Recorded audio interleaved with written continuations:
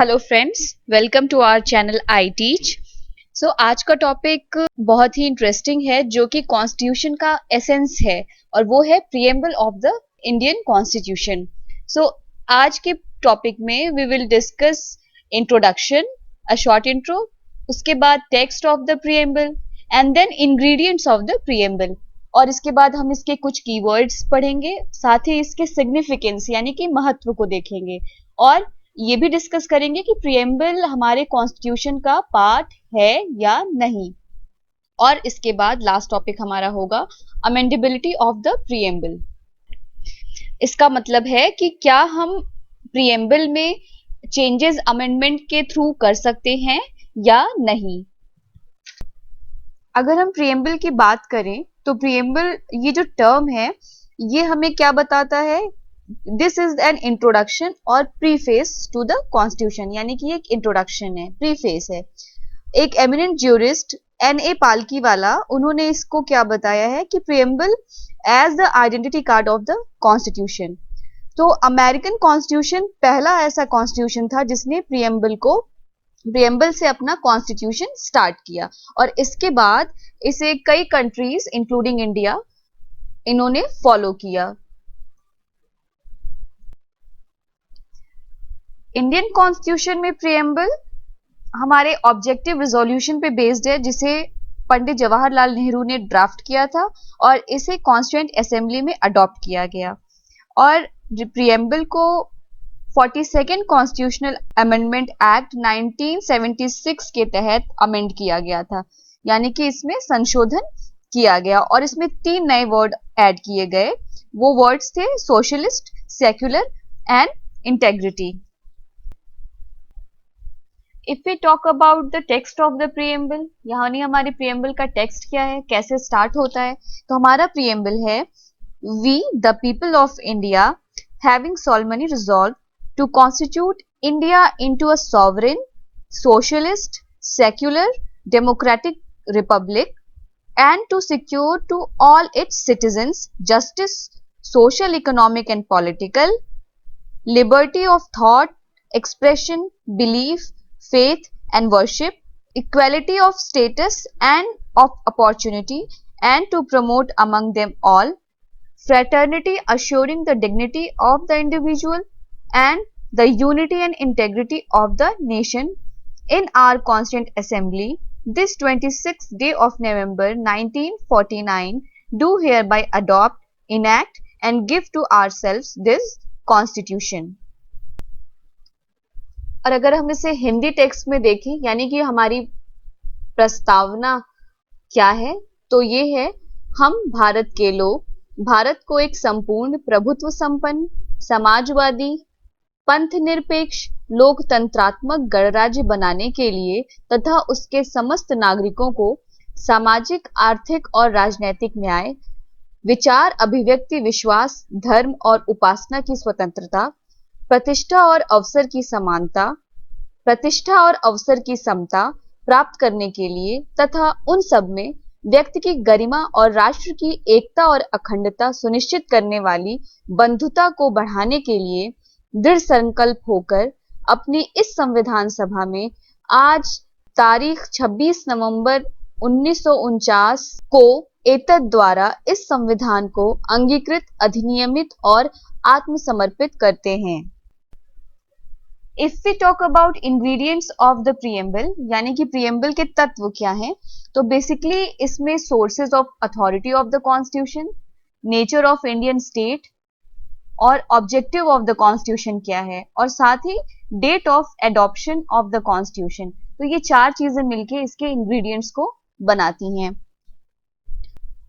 अगर हम sources of authority की बात करें तो preamble states that the constitution derives it's authority from the people of India, यानी कि भारत के लोगों द्वारा ये अपनी अथॉरिटी डिराइव करता है।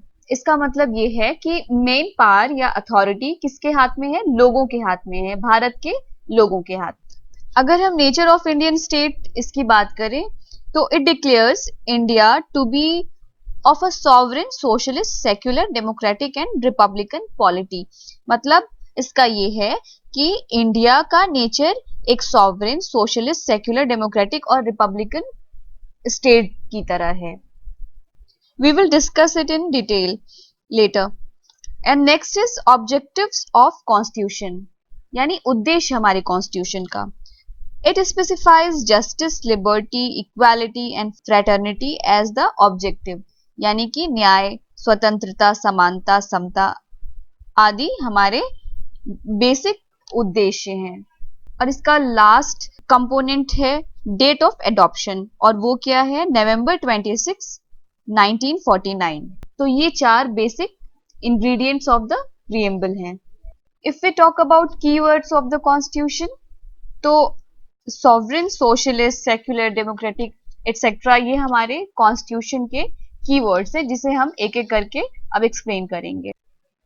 सोवरेन यानी संप्रभु. यदि हम इसकी बात करें ये क्या है, तो इसका मतलब होता है, इस वर्ड सोवरेन ये क्या इंप्लाई करता है, it implies that India is neither a dependency nor a dominion of any other nation, यानी कि ये किसी भी दूसरे नेशन पर डिपेंडेंट नहीं है. इसका मतलब है कि ये एक इंडिपेंडेंट स्टेट है और कोई भी अथॉरिटी इसके ऊपर नहीं है. और ये क्या है, free to conduct its own affairs both internal and external.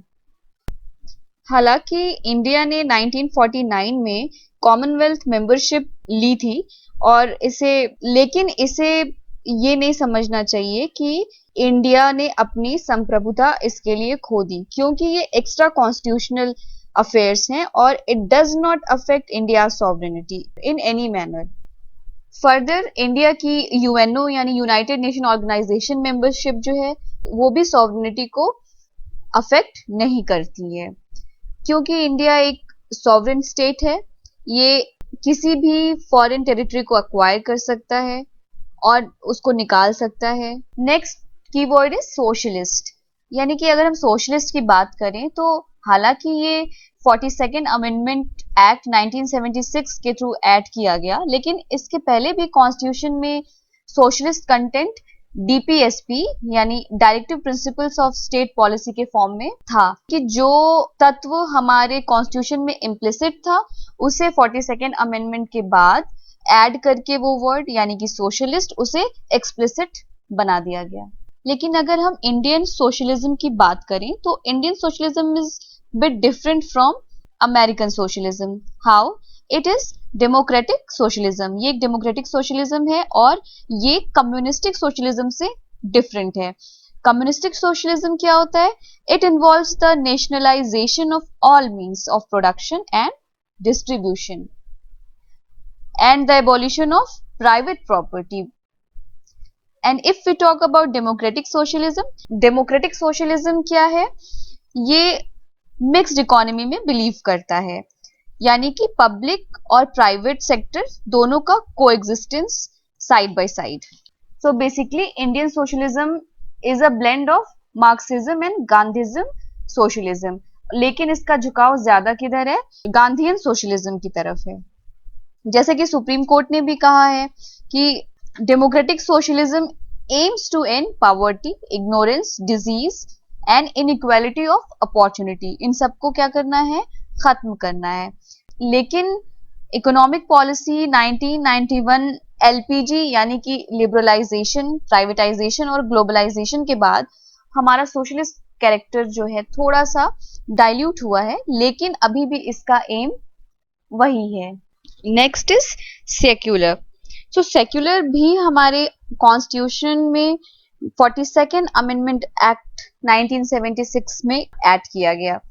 हालांकि इसके पहले 1974 में सुप्रीम कोर्ट ने कहा था कि यद्यपि हमारे कॉन्स्टिट्यूशन में सेक्युलर स्टेट ऐड नहीं किया गया है, लेकिन फिर भी कॉन्स्टिट्यूशन हमारा सेक्युलर कंटेंट की तरफ झुका हुआ है, क्योंकि आर्टिकल 25 टू 28 हमारे कॉन्स्टिट्यूशन में ऐड किया गया है, और ये तीनों आर्टिकल्स क्या बताते हैं? Freedom of religion. हमारा कॉन्स्टिट्यूशन सेक्युलरिज्म के पॉजिटिव कॉन्सेप्ट को अपनाता है. इसका मतलब ये है कि all religions in our country, irrespective of their strength, have the same status and support from the state. But it also means that state does not support any religion.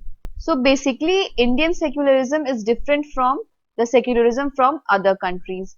Like Western concept क्या कहता है secularism के concept के बारे में? Secularism concept ये है, western concept, that state doesn't support any religion, but in Indian context equal promotion of all religion. That is basically the essence of secularism. Next is democratic. So democratic जो हमारा की word है constitution का, वो doctrine of popular sovereignty पे based है. इसका मतलब ये है कि position of supreme power by the people. Democracy अगर हम देखें तो दो तरह की हो सकती है, direct democracy and indirect democracy. Direct democracy क्या होती है? डायरेक्ट डेमोक्रेसी का मतलब होता है कि the people exercise their supreme power directly, as is the case in Switzerland, यानी कि जैसा कि स्विट्जरलैंड में है. और ये कई तरह के इसमें डिवाइसेस भी होते हैं. मतलब ये डिवाइसेस क्या हैं? Referendum, initiative, recall and plebiscite. तो ये चार डिवाइसेस क्या हैं? Referendum, initiative, recall and plebiscite. So what is referendum? So referendum is procedure in which a proposed legislation is referred to the electorate for acceptance through direct voting. And what is initiative? Initiative क्या है? ये एक method है by means of which the people can propose a bill to the legislature for enactment. And what is recall? Recall है way for voters to remove a representative or an officer before the expiry of his या her term when he fails to discharge his duties properly. And what is plebiscite? Plebiscite means method of obtaining the opinion of people on any issue of public importance. So basically ये कब use किया जाता है? Last plebiscite. ये generally territorial disputes को solve करने के लिए इस्तेमाल किया जाता है. अब अगर हम इनडायरेक्ट डेमोक्रेसी की बात करें, ये क्या है? सो इसमें representatives elected by the people exercise the supreme power, यानी कि हमारे रिप्रेजेंटेटिव वो ड्यूटीज को फुलफिल करते हैं, उसे पूरा करते हैं, और इस तरह से गवर्नमेंट क्या करती है? लॉज बनाती है. सो इस तरह की डेमोक्रेसी को हम क्या कह सकते हैं? रिप्रेजेंटेटिव डेमोक्रेसी, क्योंकि ये हमें इलेक्टेड पीपल रिप्रेजेंट कर रहे हैं पीपल्स ऑफ इंडिया को. सो और ये भी दो तरह की हो सकती है, parliamentary democracy and presidential indirect democracy. So अगर इंडियन कॉन्स्टिट्यूशन की बात करें तो ये हमें क्या प्रोवाइड करता है? रिप्रेजेंटेटिव पार्लियामेंट्री डेमोक्रेसी, जिसका मतलब है executive is responsible to the legislature for all its policies and actions. यानी कि universal adult franchise, periodic election, rule of law, independence judiciary and absence of discrimination on certain grounds, ये सब हमारे democratic character की अभिव्यक्ति हैं. इनको manifest करते हैं. Manifestation of Indian democracy. Term democratic जो है ये प्रीएम्बल में एक ब्रॉडर सेंस में लिया गया है, जिसका मतलब सिर्फ पॉलिटिकल डेमोक्रेसी ही नहीं है, बल्कि इसके साथ साथ सोशल और इकोनॉमिक डेमोक्रेसी भी है. और प्रीएम्बल में इसे लिखा भी गया है कि democracy of political, social and economical. जैसा कि कॉन्स्टिट्यूएंट असेंबली में अडॉप्शन के वक्त डॉक्टर अंबेडकर ने भी स्ट्रेस दिया था. उनका कहना था कि पॉलिटिकल डेमोक्रेसी तब तक नहीं टिक सकती जब तक कि सोशल डेमोक्रेसी हमारे लास्ट स्ट्राटा में भी ना हो. सो सोशल डेमोक्रेसी क्या है? Social democracy basically way of life है जो कि रिकॉग्नाइज करे लिबर्टी, इक्वालिटी और फ्रेटर्निटी को.